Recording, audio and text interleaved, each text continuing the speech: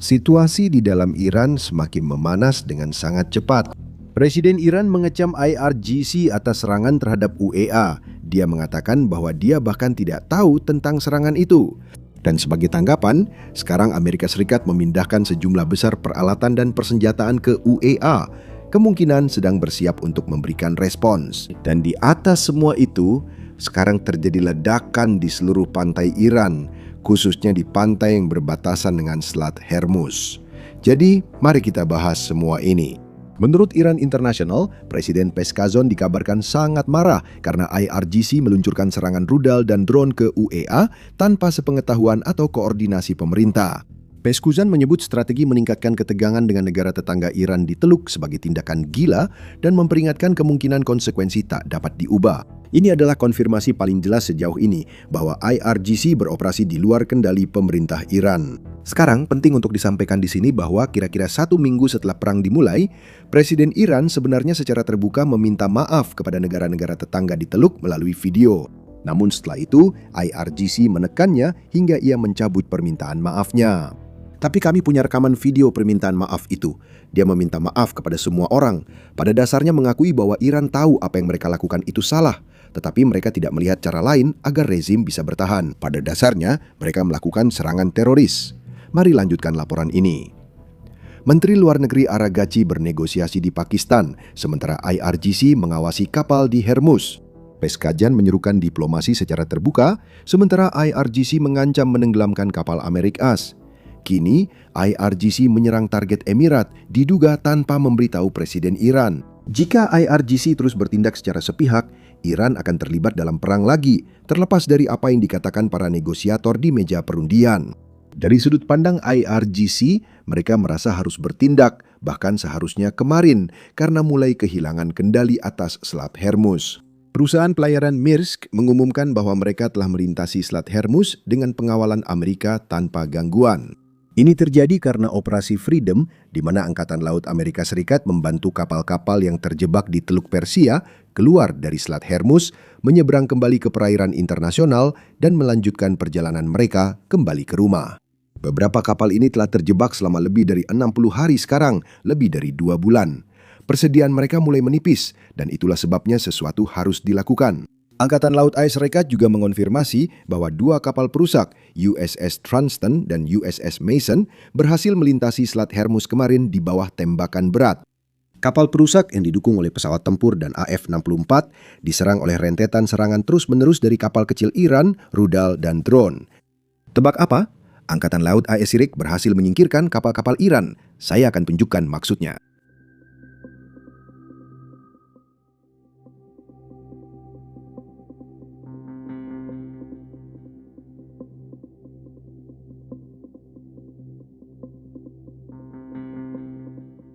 Hal ini juga dikonfirmasi langsung oleh Presiden Trump melalui cuitan ini. Iran telah menyerang beberapa negara lain yang tidak terkait dengan pergerakan kapal proyek kebebasan, termasuk kapal kargo Korea Selatan. Mungkin Korea Selatan perlu ikut misi ini. Kami sudah menembak jatuh 7 kapal kecil atau kapal cepat seperti mereka sebut. Sekarang hanya itu yang mereka punya. Selain kapal Korea Selatan, sejauh ini belum ada kerusakan saat melewati selat. Sekretaris Perang Pete Hegseth dan Ketua Kepala Staf Gabungan Dan Kane akan mengadakan konferensi pers besok pagi. Sekarang saya merekam ini pada Senin malam dan konferensi persnya akan diadakan Selasa pagi. Jadi saya seharusnya punya video kedua yang keluar besok. Jadi pastikan untuk menekan tombol subscribe terkait hal itu. Kita akan mendapat lebih banyak info tentang apa yang terjadi pada hari Senin. Karena dari laporan yang kami terima dari kantor berita, ada banyak pembicaraan tentang UEA yang diserang, dan salah satu pelabuhan mereka, satu-satunya pelabuhan yang mereka miliki untuk pengiriman minyak, sedang terbakar. Namun, lewat pernyataannya, Presiden Trump berusaha meremehkan kejadian sebenarnya. Maksudnya, dia tidak benar-benar menyebutkan fakta bahwa apa yang baru saja dilakukan Iran adalah pelanggaran nyata terhadap gencatan senjata yang telah berlangsung sekitar 3 minggu sekarang. Tidak yakin apakah ini berarti ada kemajuan di balik layar, atau ini semacam gertakan. Karena jika kita melihat peta satelit, tampaknya banyak pergerakan menuju negara-negara Teluk, terutama ke pangkalan-pangkalan Amerika Serikat di sana. Amerika Serikat tampaknya sedang bersiap untuk sesuatu. Namun menurut pemerintah, seolah-olah semuanya baik-baik saja dan Iran tidak bersalah. Sekarang kita akan membahas semua pergerakan militer. Namun sebelumnya, izinkan saya menunjukkan pernyataan dari Komandan Komando Pusat Laksamana Brad Cooper. Dia membahas kapal perusak sejati yang memasuki Selat Hormuz dan kejadian sebenarnya. Silakan dengarkan. Rudal jelajah itu menargetkan kapal Angkatan Laut Amerika Serikat, tapi sebagian besar mengincar kapal komersial. Kami membela diri sesuai komitmen dan melindungi semua kapal komersial.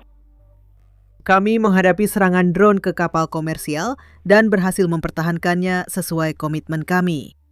Semua kapal kecil menargetkan kapal komersial dan ditenggelamkan oleh helikopter Apache dan Seahawk. Lalu, seolah-olah ini belum cukup buruk, kami juga menerima beberapa laporan tentang banyak ledakan yang terjadi di Pelabuhan Qasem dan Bandar Abbas di Iran Selatan. Jadi laporan ini sebenarnya berasal dari seorang jurnalis besar, saluran Telegram jurnalis Iran, di mana banyak orang Iran mengirimkan berita kepadanya tentang apa yang terjadi di dalam negeri. Dia masih bisa terhubung dengan beberapa orang. Seperti yang kalian tahu, 99% orang Iran tidak punya internet. Tapi lihat pesan yang dia terima sekitar jam 4 pagi waktu Iran tadi malam. Pukul 4.16 terdengar ledakan di Horzon, lalu ada 2 ledakan di Qasem, kemudian di Bandar Abbas, lalu di Bandar Abbas lagi. Lalu terjadi beberapa ledakan berbeda yang hanya berselang 3 menit. Jelas ada sesuatu yang sedang terjadi. Dan ini terjadi di pulau-pulau dan pelabuhan-pelabuhan yang dimiliki Iran di Selat Hormuz, dekat Selat Hormuz, dan tentu saja dekat Teluk Oman. Lalu tepat sebelum itu ada jumlah besar pesawat tanker pengisian bahan bakar milik Amerika Serikat, jadi pesawat tanker udara yang terbang dari pangkalan Amerika Serikat di Timur Tengah dan menuju ke UEA, negara yang diserang Iran kemarin. Saya benar-benar serius, ini belum pernah terjadi sebelumnya. Sekitar 40 pesawat tanker lepas landas dari Israel pada hari Senin dan 6 lagi lepas landas saat kita memasuki hari Selasa. Sekarang baru sekitar 30 menit memasuki hari Selasa. 6 diantaranya lepas landas dalam 30 menit pada hari Selasa. Ini adalah salah satu hal yang mungkin tidak terlalu berarti jika kita hanya melihat ini. Jika ini terjadi sebagai sebuah insiden yang terisolasi. Tapi jika kamu menggabungkan ini dengan Iran yang menyerang UEA kemarin pagi, dan di atas itu, jika kamu menggabungkannya dengan beberapa laporan yang keluar dari media Israel, tampaknya memang akan ada eskalasi yang terjadi. Dan mungkin ini bahkan bukan sebuah eskalasi, karena Iran yang memulai perang ini, mereka yang menyerang UEA dan harus ada respons. Berikut apa yang dikatakan media Israel. AS dan Israel sedang mempertimbangkan untuk menyerang peluncur rudal Iran dan fasilitas energi sebagai respons atas serangan Iran ke UEA. Lalu di atas itu, UEA menerapkan kelas daring untuk sekolah-sekolah dan program lainnya dari tanggal 5 hingga 8 Mei. Mungkin mereka mengantisipasi serangan lebih lanjut dari Iran atau mengharapkan sesuatu yang lain. Kemarin, Presiden Trump memang memberikan beberapa wawancara. Dia benar-benar menghindari pembicaraan tentang serangan di UEA, jadi dia sama sekali tidak menyebutkannya. Tapi, dia memang membicarakan Iran. Jadi mari kita lihat beberapa cuplikan dari apa yang dia katakan. Silakan dengarkan. Tapi Anda tahu, mereka akan menghadapi masalah karena situasinya sangat eksplosif dalam banyak hal yang berbeda. Anda tahu minyak mereka, ketika Anda mematikan minyaknya, baik yang di bawah tanah maupun secara mekanis, tapi yang di bawah tanah itu hampir 100% kasusnya cenderung benar-benar meledak dan menghancurkan segala sesuatu di sekitarnya. Anda tidak akan pernah mendapatkan minyak itu lagi. Anda hanya bisa mendapatkan 30-40%. Tidak akan pernah seperti sekarang. Itu akan sangat merusak sistem perminyakan negara tersebut jika terjadi. Terakhir kali Anda hadir. Mereka sudah kehabisan ruang penyimpanan. Oh ya. Mereka bilang dalam 2 minggu, kamu tahu, saat mereka bicara soal waktu. Dalam 2 minggu, mereka akan mengalami ledakan minyak alami yang akan membuat mereka tak mungkin benar-benar pulih dari situasi itu. Lalu dia juga membicarakan tentang garis merah Amerika Serikat yang kita tetapkan dalam negosiasi. Negosiasi saat ini sedang berlangsung di balik layar. Sepertinya memang begitu. Saat kesepakatan diumumkan, kita akan tahu apa yang dinegosiasikan. Semoga itu segera terjadi. Berikut Presiden Trump membahas garis merah. Silakan dengarkan. Apakah kita harus mendapatkan kembali uranium yang sangat diperkaya? Apakah itu merupakan garis merah dalam sebuah kesepakatan? Ya, benar. Haruskah mereka membatasi program misilnya? Dan omong-omong, dari segi nilai, itu tidak terlalu berharga. Mungkin juga tidak bisa digunakan. Mereka mungkin tak mendapatkannya, karena meski suka berkata, para pilot hebat ini tak melakukan tugas mereka. Di tengah malam, pada pukul 1 pagi, tanpa bulan, setiap bom jatuh tepat ke lubang udara itu. Itu benar-benar luar biasa. Saya menggunakan kata melululantakkan dan Komisi Energi Atom setuju dengan saya. Jadi orang-orang bahkan tidak tahu apakah mereka bisa mendapatkannya. Dan omong-omong, kalau mereka bisa mendapatkannya, pasti sudah mereka ambil. Itu adalah salah satu manuver militer terbesar yang pernah ada. Saya setuju, itu benar-benar bersinar. Saya ingin mengambilnya kembali agar mereka tidak tergoda. Apakah itu bagian dari garis merah Anda? Mereka harus mengembalikannya. Tidak, kami ingin itu dikembalikan. Kami ingin itu kembali ke apakah membatasi program misil dan menerima inspeksi ketat termasuk garis merah. Saya tidak percaya itu. Lihatlah tetangga mereka. Mereka tidak bisa punya lebih sedikit.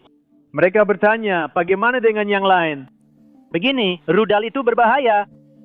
Tapi ya, dan mereka memang harus membatasinya. Tapi intinya, mereka tidak boleh memiliki senjata nuklir. Sekarang ada hal lain yang juga terjadi dan cukup menarik. Kita punya Senator Lindsey Graham yang sangat mendukung perang ini secara terbuka mengatakan bahwa mungkin Amerika Serikat harus mulai mempersenjatai rakyat Iran yang menentang rezim tersebut. Ini adalah sesuatu yang kita bicarakan di awal perang karena kita mendapat beberapa laporan terkait hal ini, di mana Amerika Serikat akan memberikan senjata kepada orang Kurdi yang akan meneruskannya kepada para pengunjuk rasa di dalam Iran. Nah, sekarang narasi ini muncul kembali, jadi dengarkan baik-baik. Kita tidak perlu tentara Amerika turun langsung ke lapangan. Kita sudah punya jutaan orang di Iran, mereka hanya tidak punya senjata. Beri mereka senjata agar mereka bisa bangkit seperti yang kita lakukan untuk menghancurkan rezim ini. Solusi amandemen kedua, menurut saya, akan sangat membantu mengakhiri perang ini.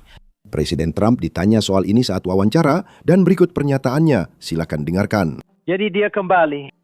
Sebagian besar kembali ke Amerika Serikat. Jadi rakyat Iran begini, kalau mereka punya senjata yang sebenarnya mereka tidak punya, kalau mereka punya senjata, kamu tahu senjata-senjata itu dikirim dan orang lain mengambil senjata-senjata itu. Jika mereka bersenjata, pasti akan melawan. Saya yakin itu. Tapi kamu tahu, kamu tidak bisa mengharapkan rakyat yang tidak bersenjata melawan orang-orang yang punya EK-47 dan tetap bertahan di sana. Bahkan kalau jumlahnya 250.000 orang. Jadi kamu tahu, tadi kamu membuka dengan bertanya kepada saya, apakah saya ingin melihat mereka? Dan saya sangat bimbang soal itu karena mereka kehilangan 42.000 orang dalam 2 minggu pertama. Sebenarnya saya tidak ingin melihat itu. Mereka harus punya senjata dan sepertinya sedang mendapatkannya. Setelah mereka punya senjata, mereka akan bertarung sebaik siapapun di sana. Tapi ketika kamu punya orang-orang yang bersenjata dan kamu tahu mereka punya senjata yang sangat bagus di pihak lawan. Sekarang mereka sudah berkurang. Banyak dari orang-orang yang bertarung sudah tidak mau bertarung lagi. Mereka sudah tidak dibayar lagi karena dari yang saya dengar, kita sudah meluluh lantakkan mereka, terutama secara militer. Kita melakukan hal yang sama. Sekarang, untuk memahami mengapa Iran bersikap seperti sekarang ini, kita harus kembali dan melihat bagaimana Iran bisa sampai pada posisinya saat ini. Itu tidak hanya berarti kembali ke tahun 1979 ketika revolusi Islam terjadi. Sebenarnya, kita harus kembali lebih jauh ke masa ketika dinasti Qajar memerintah Iran pada abad ke-19 dan melihat bagaimana keputusan yang dibuat oleh kelas penguasa saat itu masih memengaruhi Iran hingga hari ini. Nah, tebak apa? Itu yang kami lakukan di podcast berseri yang baru dirilis hari ini. Kalau kamu tertarik sejarah Iran dan bagaimana kita sampai di kondisi sekarang, pastikan untuk mendengarkan. Kamu bisa menontonnya dengan mengklik tautan di deskripsi atau cukup menontonnya dengan mengklik layar akhir di layar kamu. Intinya, klik video yang ada di layar kamu.